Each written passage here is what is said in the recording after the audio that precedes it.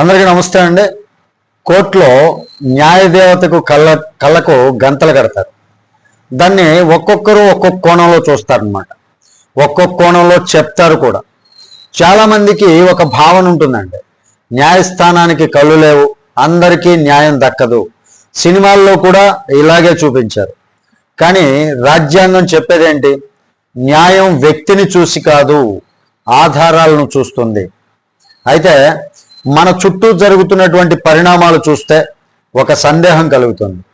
అధికారం ఉన్నప్పుడు ఒక రకమైనటువంటి న్యాయం, అధికారం లేకపోతే మరో రకమైనటువంటి న్యాయం జరుగుతుందా అన్నటువంటి భావన ఎందుకు వస్తుంది? ఈ తప్పు పూర్తిగా న్యాయస్థానం మీద వేయలేమండి.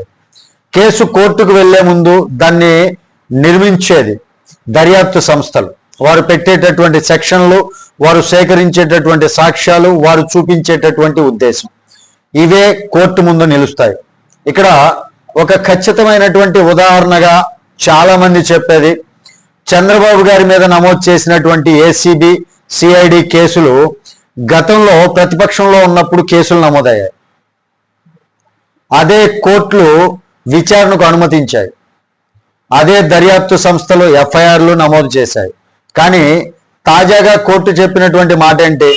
ప్రభుత్వ విధాన నిర్ణయాలపై నేరుగా క్రిమినల్ కేసులు ఎలా పెడతారు, అభ్యంతరం ఉంటే న్యాయపరంగా సవాలు చేయాలి అని చెప్పి కోర్టులు చెప్పడం జరిగింది ఈరోజు చంద్రబాబు నాయుడు గారి విషయంలో.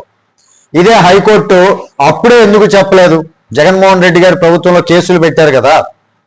ఈ రోజు చెప్పినటువంటి హైకోర్టు ఆ రోజే ఎందుకు చెప్పలేదు అనేటటువంటి ప్రశ్న ప్రజల్లో వస్తుందండి. ఇక్కడ ఒక లీగల్ పాయింట్ ఉంది. విధాన నిర్ణయం, పాలసీ డెసిషన్, క్రిమినల్ నేరం కావాలంటే దురుద్దేశం, వ్యక్తిగత లాభం, స్పష్టమైనటువంటి చట్ట విరుద్ధ చర్య అని నిరూపించాలి. దర్యాప్తు ఆ కోణంలో బలంగా లేకపోతే కోర్టు కేసును కొట్టేయచ్చు. అంటే కోర్టు మారిందా, లేక కేసు పెట్టినటువంటి విధానం, కేసు నిర్మాణం అనేది బలహీనంగా ఉందా? ఇన్నర్ రింగ్ రోడ్ అలైన్మెంట్ కేసులో కూడా పిటిషన్లు విచారణ అర్హత లేవని కొట్టివేయడం ఇదే లీగల్ లైన్లో వచ్చింది అని విశ్లేషకులు చెప్తున్నారు. ఇక్కడ ప్రజలకు కనిపించేది మాత్రం ఒక విరుద్ధ దృశ్యం. అప్పుడు కేసులు బలంగా, ఇప్పుడు బలహీనంగా ఎందుకు మారాయి? సమాధానం చాలాసార్లు కోర్టులో కాదండి, కోర్టు ముందు పెట్టినటువంటి మెటీరియల్లో ఉంటుంది. న్యాయదేవతలకు గంతలు కట్టింది అందుకే, వ్యక్తిని చూడకుండా ఆధారాలు మాత్రమే చూడాలని. కానీ ఆధారాలే సరిగా లేకపోతే, కేసే సరైనటువంటి కోణంలో లేకపోతే అప్పుడు న్యాయం మారినట్లుగా మనకు కనిపిస్తుంది. అందుకే న్యాయం అంటే న్యాయం గుడ్డిది కాదండి, అది ఎవరి వైపు చూసేది కాదు, అది తన ముందు పెట్టినటువంటి ఆధారాలనే చూస్తుంది.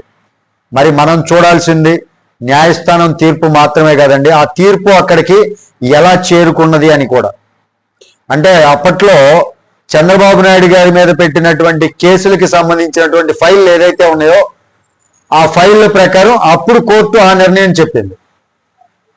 ఇప్పుడు కోర్టులో ఏదైతే ప్రవేశపెట్టారో పత్రాలు, దానికి సంబంధించినటువంటి సాక్ష్యాలు, వాటి పరంగా ఈరోజు చెప్పినటువంటి మాట.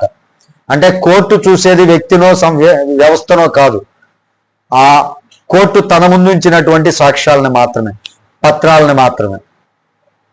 మరి దీనిపైన మీ అభిప్రాయం ఏంటి అనేది కామెంట్ రూపంలో తెలియజేయండి. వీడియో మీకు నచ్చితే ఖచ్చితంగా లైక్ చేయండి, ఛానల్కి సబ్స్క్రైబ్ చేసుకున్నాను కొంచెం సపోర్ట్ చేయండి. Thank you. జై హింద్.